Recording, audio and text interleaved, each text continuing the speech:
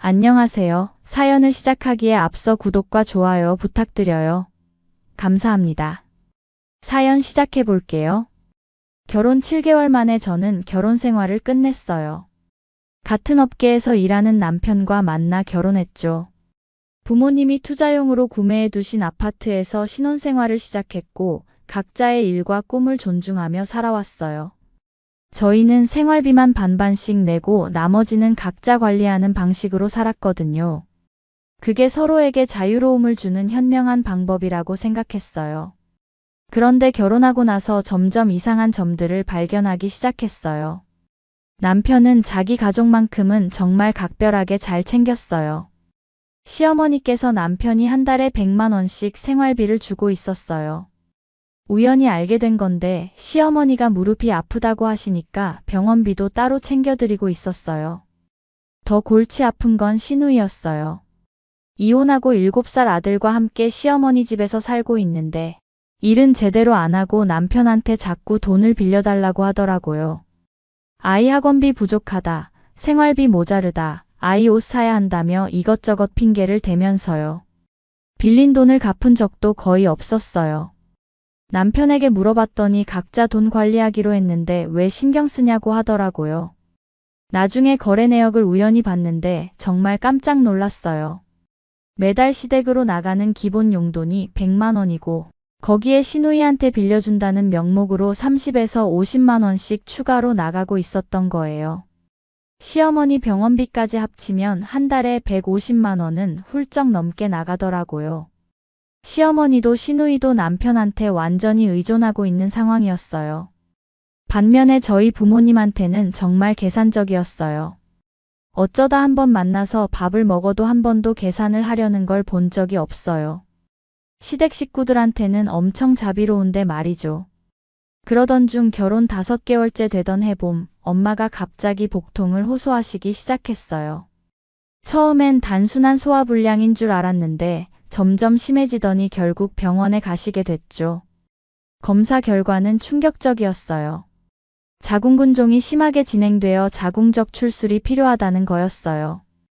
더군다나 근종 중 일부가 악성 가능성이 있어서 정밀검사와 함께 수술을 해야 한다고 했죠. 엄마는 58세셨어요. 아버지와 함께 작은 사업을 하시면서 저와 동생을 키워주셨고 항상 가족을 위해 희생하시던 분이에요. 병원에서 수술비와 입원비를 합쳐 약 800만 원 정도 나올 것 같다고 했을 때 저는 당연히 남편과 함께 도와드려야 한다고 생각했어요. 남편에게 우리가 엄마 병원비를 도와드리자고 했더니 장인어른과 장모님이 우리보다 훨씬 잘 사시는데 굳이 우리가 그렇게까지 해줄 필요가 있냐고 하는 거였어요. 순간 머릿속이 하얘졌어요. 저희 부모님이 경제적으로 여유가 있다는 건 맞지만 그게 자식인 제가 도와드리면 안 되는 이유가 될까요? 더군다나 저희가 살고 있는 이 집도 부모님이 마련해 주신 건데 말이에요. 그래도 내 엄마이고 우리가 혜택 보고 있는 것도 있는데 도와드려야 하는 거 아니냐고 했더니 니네 집 형편을 우리가 모르냐며 굳이 오버할 필요 없다고 하더라고요. 그날 밤 저는 잠이 오지 않았어요. 남편의 차가운 반응이 계속 머릿속을 맴돌았죠. 결국 저는 제 적금을 깨서 엄마 수술비를 마련했어요. 다행히 수술은 성공적으로 끝났고 악성이 아닌 양성 근종이라는 결과가 나와서 안도했죠. 엄마가 퇴원하신 후에도 저는 매일 안부를 묻고 회복에 도움이 되는 영양제와 보양식을 챙겨드렸어요. 수술 부위가 아물 때까지는 무거운 것도 들면 안 되고 충분한 휴식이 필요했거든요. 남편은 그런 제 모습을 무관심하게 지켜볼 뿐이었어요. 그러던 중 시어머니 생일이 다가왔어요. 시어머니는 64세로 남편을 홀로 키우시며 고생 많이 하신 분이에요. 평소 남편이 시어머니를 극진히 모시는 모습을 보면서 효자라고 생각했었죠. 그런데 그의 시어머니 생일 선물로 남편이 준비한 건 일본 온천 여행 패키지였어요. 어머니 생신 선물로 일본 여행을 보내드리려고 한다며 온천도 좋고 쇼핑도 하실 수 있게 일주일 코스로 계획했다고 하더라고요. 저는 당황스러웠어요. 엄마 병원비 800만 원은 아까워하더니 시어머니 여행비는 선뜻 쓰겠다는 거였어요. 우리 엄마는 아직 회복 중인데 뭔가 좀 그렇지 않냐고 했더니 아픈 사람 챙기는 것도 중요하지만 건강한 사람 먼저 챙기는 게 당연하다고 하는 거였어요. 아픈 사람은 어차피 회복되면 되는 거고 건강한 사람이 더 우선이라면서요. 그 순간 저는 이 사람이 진짜 제 남편이 맞나 싶었어요. 그러면서 그래도 결혼하고 시어머니 첫 생신인데 저보고 좀 보태야 하는 거 아니냐고 했어요. 솔직히 어이가 없었죠. 제가 엄마 병원비 같이 도와드리자고 할 때는 그럴 필요 없다고 냉정하게 거절하더니 저와 상의한 것도 아닌 시어머니 여행 자금을 갑자기 당연하다는 식으로 보태라는 식으로 말하니까요. 결국 저는 지금 여유가 없어서 못 도와드릴 것 같다고 엄마 병원비로 적금도 깼다고 했어요. 남편은 못마땅해 하면서도 결국 혼자서 시어머니 여행을 보내드렸어요. 시어머니는 정말 좋아하셨죠. 일본에서 매일 사진을 보내시면서 아들 덕분에 평생 못 가볼 줄 알았던 해외여행을 하게 됐다고 감격해 하셨어요. 그때부터 저는 남편을 다른 시선으로 보게 됐어요.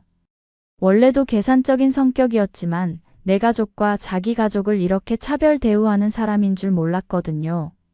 자연스럽게 저도 계산적으로 변했어요. 시어머니가 은근히 이것저것 돈을 요구할 때도 선뜻 나서지 않게 됐죠. 얼마 후 저는 승진했어요. 원래 저희는 비슷한 연봉을 받고 있었는데 제가 팀장으로 승진하면서 연봉이 높아졌어요. 그랬더니 남편이 이상한 소리를 하기 시작했어요. 이제 연봉도 올랐으니까 생활비를 좀 더 내면 어떻겠냐고, 비율로 따지면 제가 더 내는 게 맞다고 하더라고요. 처음에 정했던 대로 반반씩 내는 게 맞고 연봉은 각자 능력이라고 했더니 그럼 자기도 빨리 승진하면 되겠다며 비아냥거리더라고요. 그날부터 남편의 태도가 더 차가워졌어요. 제가 승진한 것에 대해 축하해주기는커녕 자격지심을 드러내며 비아냥거렸죠. 원래도 체면을 중요시하고 욕심이 많은 사람이었는데 아내가 자신보다 돈을 많이 번다는 사실이 자존심 상했나 봐요. 사실 이것도 이해가 되질 않았어요. 결혼한 사이이고 자신의 아내인데 누가 더 많이 벌든 좋아해야 할 일이라고 생각했거든요. 그런 상황에서 남편이 갑자기 차를 바꿨어요. 타던 국산차를 팔고 수입차를 샀더라고요. 그런데 가격이 7천만 원이 넘었어요. 차를 왜 갑자기 바꿨냐고 물어봤더니 내 돈으로 산 건데 왜 그러냐고 하더라고요. 그래도 너무 비싼 거 아니냐, 저축은 하고 있냐고 했더니 내 돈 관리에 왜 신경 쓰냐며 각자 알아서 관리하기로 했으니 신경 끄라고 하더군요. 결혼했으면 미래를 위해서 저축은 해야 하는 거 아니냐. 이렇게 돈 쓰면 나중에 어떡하냐고 했더니 귀찮은 듯이 무시했어요. 저는 답답했어요. 각자 돈 관리를 한다고는 하지만 그래도 부부인데 미래를 위한 계획은 함께 세워야 하는 거 아닌가요? 남편은 마치 저와 상관없는 독신자처럼 행동했어요.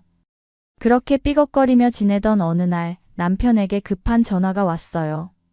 어머니가 쓰러지셨다며 지금 응급실에 계시니까 빨리 오라고 하더라고요. 저도 깜짝 놀라서 반차를 내고 병원으로 달려갔어요. 시어머니는 응급실에 누워 계셨고 남편은 의사와 이야기를 나누고 있었어요. 검사 결과는 충격적이었어요. 시어머니가 위암 2기 판정을 받으신 거예요. 다행히 전이는 되지 않았지만 수술이 필요한 상황이었죠.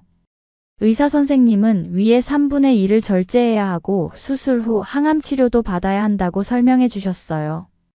의사 선생님의 설명을 들으며 남편은 울먹였어요. 저도 시어머니가 위암이라는 소식에 가슴이 먹먹했죠. 수술 일정을 잡고 입원 수속을 마친 후 남편이 저에게 간병을 해달라고 했어요. 자기는 연차도 월차도 다 써서 휴가를 못 낸다고요. 저도 일하는 사람이고 갑자기 휴가를 어떻게 내냐며 간병인을 구하던가. 신우가 간병하면 되지 않냐고 했더니 남편의 얼굴이 일그러졌어요. 니네 부모였으면 내가 그렇게 했겠냐며 노력도 안 해보고 간병인한테 맡기라고 하냐고 하더라고요. 그럼 어떡하냐고 나도 팀장이라서 함부로 자리를 비울 수 없다고 했더니 팀장이면 더 쉽게 휴가 낼 수 있는 거 아니냐며 며느리가 시어머니 간병하는 게 당연하다듯이 말했어요. 솔직히 간병비 낼 돈도 부담스러웠겠죠. 저는 어이가 없었어요. 평소에 제 일을 인정해주지도 않으면서 이럴 때만 며느리 도리를 들먹이는 거였어요.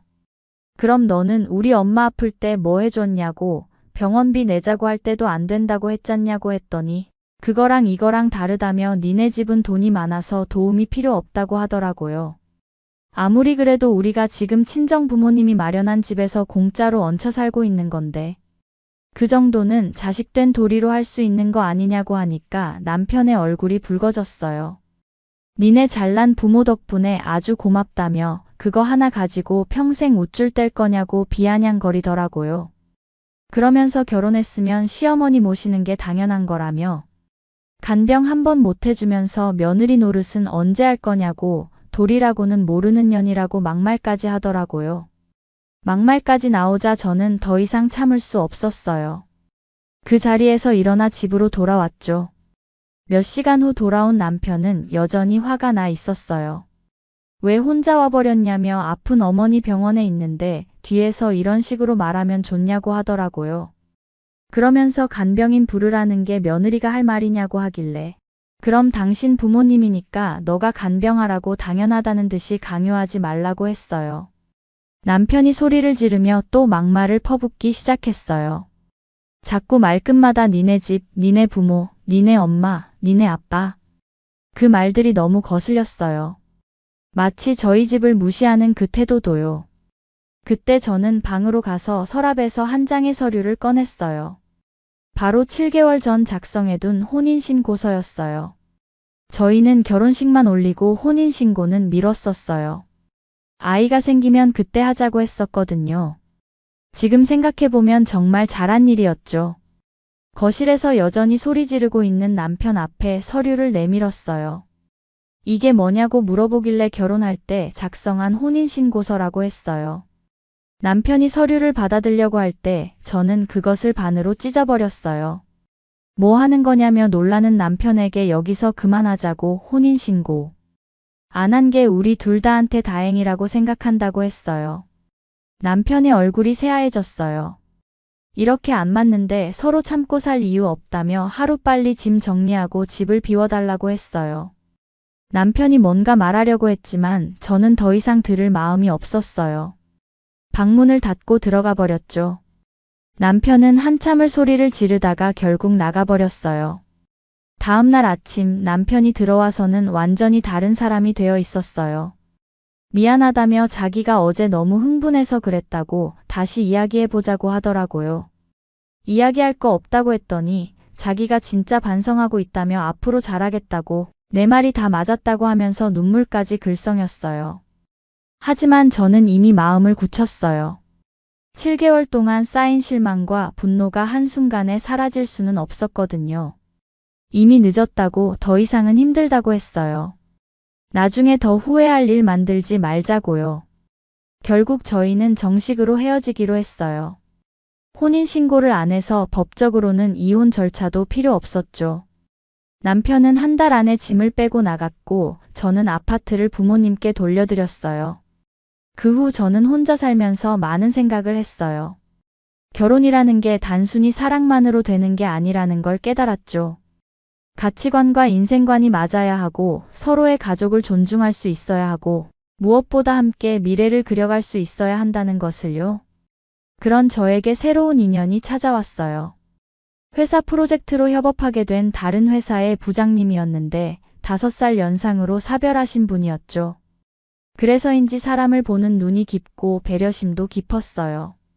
무엇보다 저와 제 가족을 진심으로 존중해 주시는 분이었고요. 결혼 한 달 전 우연히 전 남편을 마주쳤어요. 많이 초라해 보이더라고요. 나중에 들은 이야기로는 시어머니 수술비와 항암치료비로 빚까지 졌다고 해요. 그때 샀던 비싼 차도 팔았다고 하더라고요. 시누이도 여전히 일은 제대로 안 하면서 돈만 달라고 해서 남편 혼자 모든 걸 감당하기 힘들었을 거예요. 이제 새로운 시작을 앞두고 있어요. 진정으로 저를 사랑하고 존중해주는 사람과 함께 행복한 가정을 만들어갈 거예요. 서로의 부모님을 똑같이 소중히 여기고 어려운 일이 있을 때 함께 해결해 나가며 진정한 동반자로서 살아갈 수 있을 거라고 믿어요. 사람은 변하지 않아요. 근본적인 성격과 가치관은 특히 더 그렇죠. 남편이 제 가족을 무시하고 자기 가족만 챙기는 모습을 보면서 저는 이미 답을 알고 있었어요. 그저 인정하고 싶지 않았을 뿐이죠. 결혼은 사랑도 중요하지만 서로에 대한 존중이 더 중요한 것 같아요. 상대방의 가족을 내 가족처럼 여기고 함께 책임지려는 마음이 있어야 하고요. 그런 마음이 없는 사람과는 아무리 사랑한다고 해도 오래 갈 수 없다는 걸 배웠어요. 인생에서 가장 중요한 건 나를 진심으로 사랑하고 존중해주는 사람을 만나는 것 같아요. 그리고 나 역시 그 사람을 온전히 사랑할 수 있어야 하고요. 첫 번째 결혼에서는 그런 관계를 만들지 못했지만 이번에는 다를 거예요. 제 긴 이야기를 끝까지 들어주셔서 감사합니다. 구독과 좋아요, 알림 설정까지 잊지 마세요.